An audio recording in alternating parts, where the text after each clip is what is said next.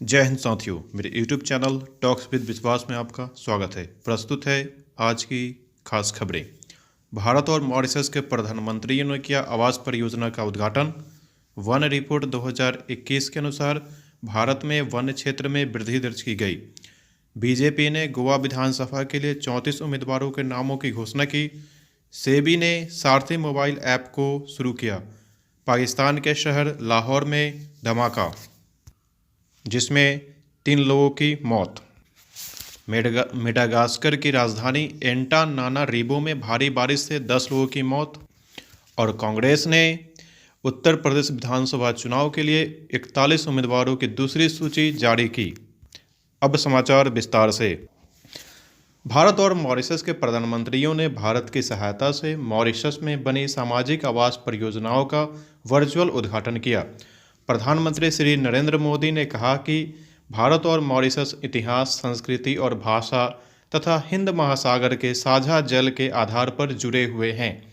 Mauritius के प्रधानमंत्री प्रविंद कुमार जगन्नाथ हैं। मॉरिशस की राजधानी पोर्ट लुइस और मुद्रा मॉरिशियाई रुपया है। वन रिपोर्ट 2021 के अनुसार भारत में वन क्षेत्र में वृद्धि दर्ज की गई है। यह देश के भौगोलिक क्षेत्रफल का लगभग 1/4 हिस्सा हो गया है। वन रिपोर्ट प्रत्येक 2 वर्ष पर भारतीय वन सर्वेक्षण द्वारा प्रकाशित किया जाता है। भारतीय वन सर्वेक्षण अर्थात FSI का गठन 1 जून 1981 को किया गया था। इसका मुख्यालय उत्तराखंड की राजधानी देहरादून में है। ध्यान देंगे, वन रिपोर्ट प्रति 2 वर्ष पर भारतीय वन सर्वेक्षण द्वारा प्रकाशित किया जाता है। भारतीय वन सर्वेक्षण का गठन 1 जून 1981 को किया गया था। इसका मुख्यालय देहरादून में है। भारतीय जनता पार्टी ने गोवा विधानसभा चुनाव के लिए 34 उम्मीदवारों के नामों की घोषणा की है। गोवा क्षेत्रफल की दृष्टि से भारत का सबसे छोटा राज्य है।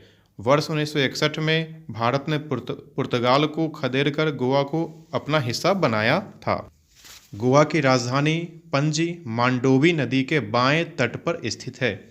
कांग्रेस ने उत्तर प्रदेश विधानसभा चुनाव के लिए 41 उम्मीदवारों की दूसरी सूची जारी कर दिया है। ध्यान देंगे, भारतीय राष्ट्रीय कांग्रेस का गठन वर्ष 1885 में किया गया था। इसके प्रथम अध्यक्ष बुमेश चंद्र बनर्जी और संस्थापक एलन ऑक्टेवियन ह्यूम थे। INC का प्रथम अधिवेशन मुंबई के गोकुलदास तेजपाल संस्कृत महाविद्यालय में हुआ था। और दादा भाई नेहरू जी के सुझाव पर ही इंडियन नेशनल यूनियन का नाम इंडियन नेशनल कांग्रेस किया गया था। केंद्रीय स्वास्थ्य सचिव राजेश भूषण ने कहा है कि लगभग 99% कोविड रोगियों में बुखार, खांसी और गले में जलन के सामान्य लक्षण होते हैं और यह आमतौर पर 5वें दिन के बाद ठीक हो जाते हैं।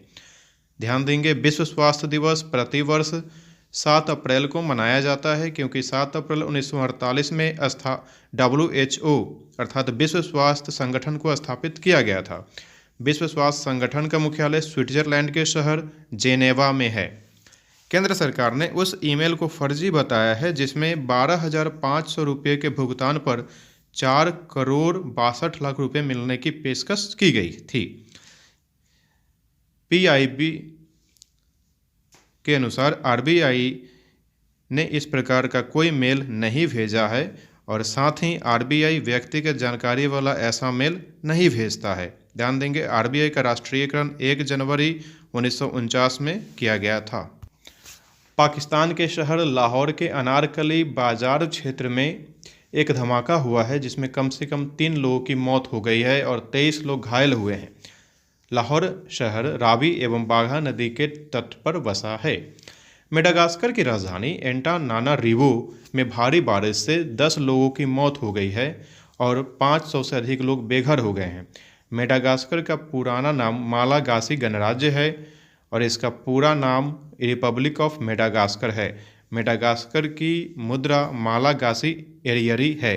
मेडागास्कर की मुद्रा मालागासी एरियरी है। भारतीय प्रतिभूति और विनिमय बोर्ड अर्थात सेबी ने निवेशकों की जानकारी के लिए सारथी मोबाइल ऐप की शुरुआत की है। इसका उद्देश्य प्रतिभूति बाजार के बारे में निवेशकों को उचित जानकारी उपलब्ध कराना है। ध्यान देंगे, सेबी की स्थापना भारतीय प्रतिभूति और विनिमय बोर्ड अधिनियम 1992 के प्रावधानों के अनुसार 12 अप्रैल 1992 को किया गया है। इसका मुख्यालय मुंबई में है। ध्यान देंगे, भारतीय प्रतिभूति और विनिमय बोर्ड सेबी ने निवेशकों की जानकारी के लिए सारथी ऐप की शुरुआत की है। इसका उद्देश्य प्रतिभूति बाजार के बारे में निवेशकों को उचित जानकारी उपलब्ध कराना है।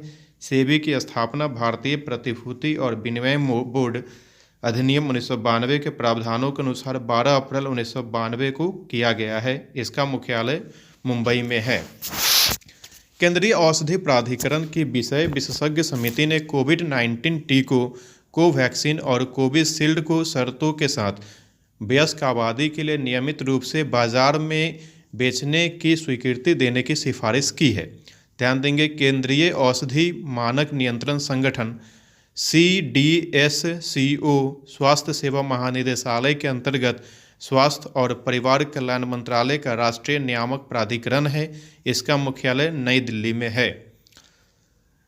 मुझे पूर्ण उम्मीद है कि यह ऑडियो आप सभी के लिए अत्यंत उपयोगी रहा होगा। धन्यवाद।